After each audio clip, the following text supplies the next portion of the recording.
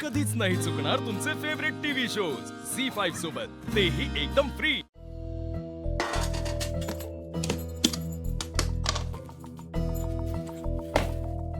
अहो छोटे सरकार, अहो आता सगळं झालंय ना, मग ही तुमची मावशी अशी घरात येतच राहणार आहे का? काय? अरे मुशाली, हो छोटे सरकार। काय ग मनाबाई, आपल्या साहेबांचा साखरपुडा झाला होता ना हिच्या बरोबर? हो भुयाजी। काय वया कशी पोरगी आहे ग, एवढा साखरपुडा मोडला तरी घरला काय येते, डव काय आणती? हो मुम्मा, काल आत्या मावशीने मला बाबा बरोबर गरज आणि साहित्य पण पाठवलं होतं। अहो छोटे सरकार, मला ना हा त्यांचा नवीन प्लॅन वाटतोय। अहो तुम्हाला खुश करण्यासाठी त्यांनी हे सगळं केलं असणार आहे बघा। मुम्मा, मी सिंपाय, आता करायचं काय याचाच विचार करतोय मी। छोट मालक, अहो माझ्याकडे एक उपाय आहे बर का। काय उपाय भुयाजी? ते उपाय केला ना की मग साहेब आणि मॅडम 7 जन्म वेगळं होणार नाहीत। 7 जन्म? अहो भुयाजी, अहो उपाय काय सांगा ना लवकर। हे बघ म्या, आता मी पडली बाहेरची बाई, पण मला लई वाटतं साहेबांचं आणि मॅडमचं नातं असं फुलासारखं फुलायला पाहिजे। हा बोला काय पुयाजी, आता किती भाऊ खाताय? ते ब्रह्मकमळ म्हणून असते ते माहितीये का तुम्हाला? नाही पुयाजी। ती ना एक पांढरं फुल असते आणि लई खास असते आणि ते सहजासहजी कुठे मिळत नाही। हा मग आणि ते फुल ना वर्षातनं एकदाच फुलतं आणि एकाच रात्री फुलतं बर का, आणि ते असं लगेच घावत बी नाही कुठं बर का छोटा मालक। पुयाजी, याचं आपण करायचं काय?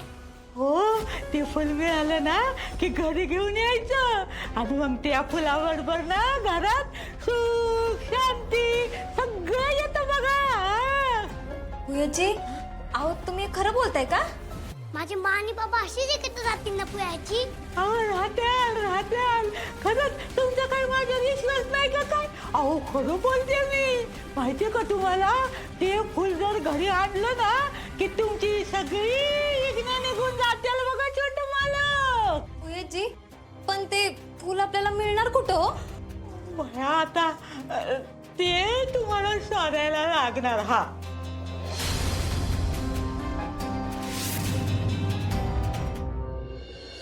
चिंचुके ऐक, बाजीराव रोडला पथकं पाठव आपली। 2:30 वाजले रॅली निघाली असेल, माणसं वेळेत पोचली पाहिजे।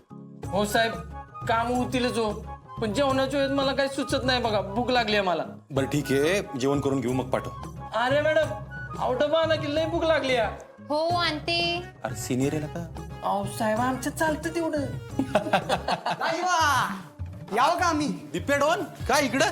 अहो कामानिमित्त आलतो इकडं, म्हणलं जाऊन यावं तुमच्याकडनं। नाही जाऊन यावं बरोबर आहे, पण हे पोलीस स्टेशन आहे, इथं आलं की तुरुंगाची हवा खायला लागते का चिंचुके?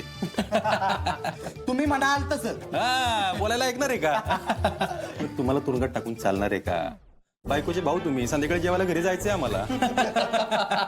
अहो दाजी, बायकोचा भाव म्हणलं घाबरलं तर पाहिजेच की। हा मग पोलीस असो नाही तर कोणी बी, काय म्हणता? बरोबर आहे बरोबर आहे।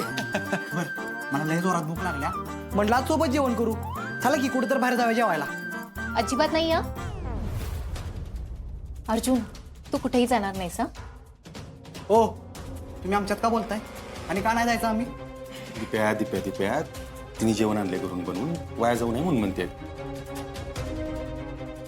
बरं असं आहे वय, ठीक आहे मग। वा वा वा अरे मॅडम, असला आळूवाड्यांचा गमगमीत वास येतोय, काढा लवकर अरे मॅडम। हॅलो वड्या, दाजीबा करू का सुरुवात? अरे आता आता तुम्ही नाही थोडीच म्हणणार आहे की नाही? द्या द्या, इकडे द्या।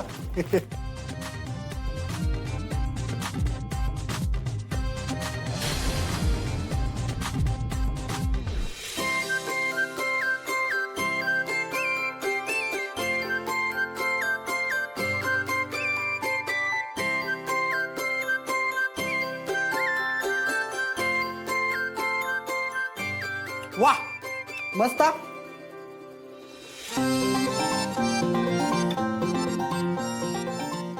अर्जुन तुला जेवण वा सॉरी राव माझ्या लक्षात नाही आलं. तुम्ही एक काम करा, तुम्ही चिंचून येता बघा.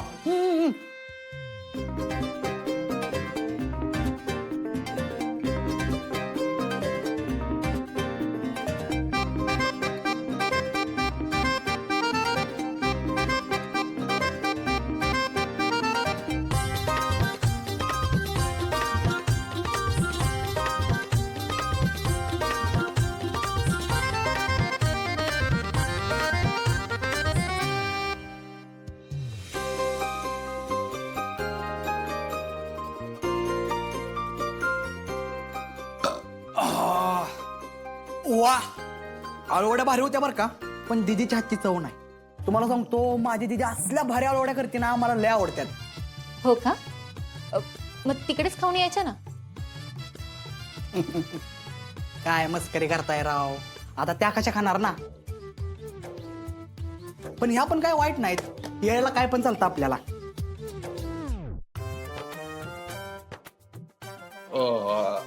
आर्या चिंचुके, आर्याला तुझा डबा दे, तू जेवून घे. हो दाजीबा इकडे आला तर लय मोठा फायदा झाला बघा. पोट भरलं ना तुझं? हा मग बरं, तुमचं पण आवरून घ्या लवकर, आपण जाऊया जरा बाहेर. का रे? चला तरी सांगतो.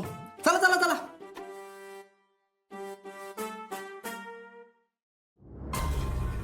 अरे मॅडम, अहो एवढ्या वर्षात दीपक कधी पोलीस स्टेशनला आला नव्हता. आज नेमका का टापकला तो?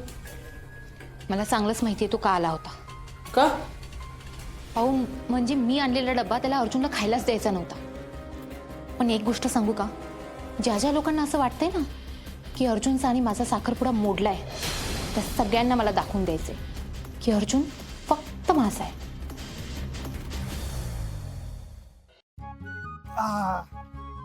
चला दाजीबा निघतो आता मी, आपण संध्याकाळी भेटू.